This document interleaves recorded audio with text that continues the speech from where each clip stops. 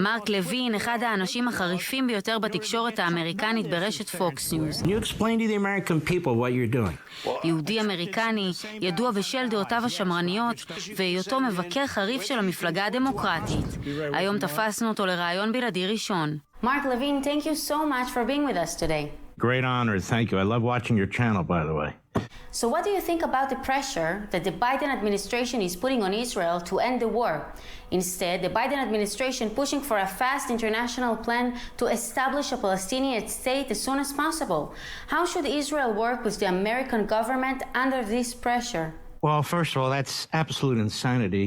Unless Israel wants to commit suicide, it should never listen to the Biden administration.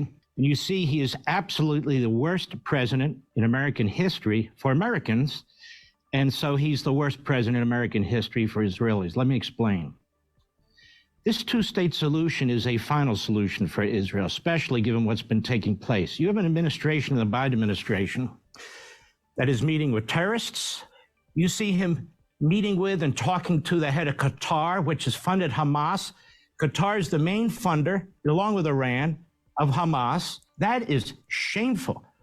What do you think Biden should have done differently? Resigned. That would have been a good start right there. Biden is really speeding towards the finish line with this push for a Palestinian state. As I said, there can be a Palestinian state. It's called Jordan. You want a Palestinian state? It's right there. It's called Jordan. You got your Palestinian state.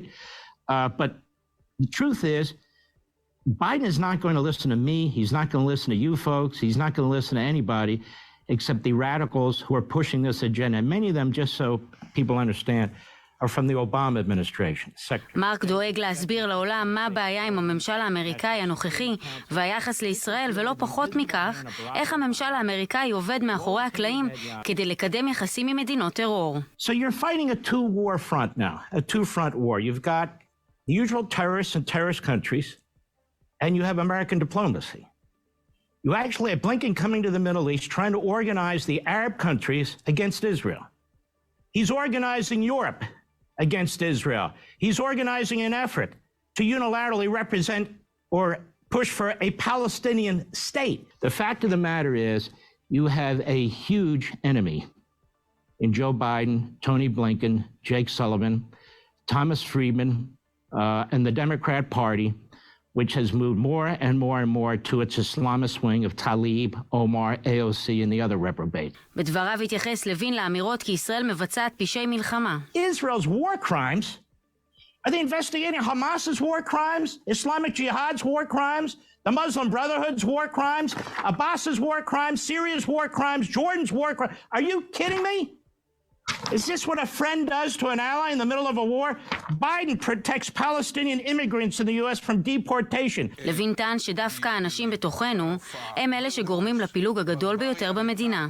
When you have a guy like Ehud Barak, a failed former prime minister who's detested by the vast majority of the Israeli people, going all around the United States and Europe, acting like he's the rational, moderate, peacemaker spokesman for the Israeli people, where he spends 90% of every interview really smearing your prime minister in the most horrific ways. You have guys like Lapid, who are as weak as they get. The American government wants him as your prime minister because they know they can roll him at every turn. You have guys like Bennett, who basically, I'm just going to be honest, kind of a chameleon. He'll take whatever side he needs to take to become prime minister. But you have these three stooges and others saying what they say outside the United States, in Europe, published by Arab press, Palestinian press, by the heinous elements of the American press. They are giving cover. They are giving support.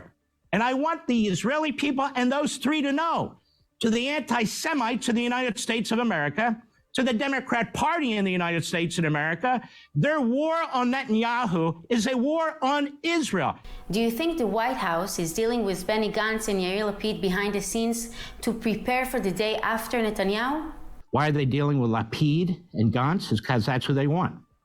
And so I'd say to the people of Israel, if Joe Biden wants Lapid or Gantz, you better open your eyes very, very wide. You know, Gantz looks like a Hollywood figure. He's a former general, good-looking guy, walks like John Wayne, but he's not John Wayne. He's not John Wayne. Lapid looks like what he used to look like. No offense, we're both on TV. He looks like a TV commentator. He's way over his head. These two guys could not lead Israel through this. You don't have, in my view, another known or significant leader, so-called in Israel, who could do what Netanyahu's doing. What do you think about the aid plan that the Senate wants to pass? The Republicans know they can't pass it this way. Okay, so they break it out and say, okay, just funding for Israel. So Biden says, no, I want all the rest of it. Israel's just a piece of it. And by the way, a small piece of it. So 14 billion, 17 billion for Israel, that's not even a grain of sand in the Sahara. It's so ridiculous. Thomas Friedman, how much damage does he do?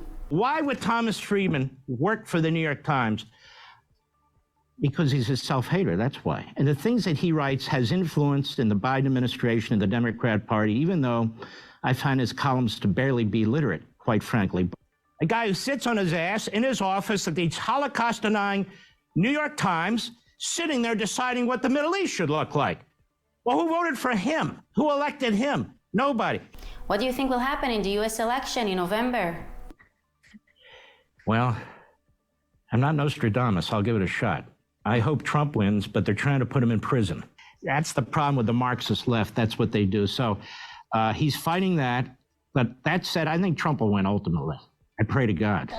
לוין מדגיש את התמיכה הרחבה של האמריקאים בישראל. The vast majority of the American people stand with Israel.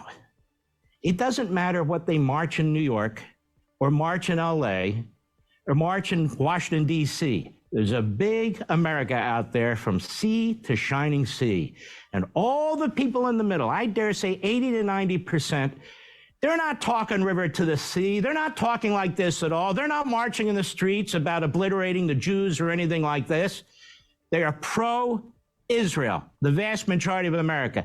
Mark Levin, thank you so much for this interview. Much appreciated. We love you here in Israel, and we hope to see you in Israel as soon as possible. Take care. God bless you. We thank you very, very much. גבירותיי ורבותיי, מרק לוין, מדהים.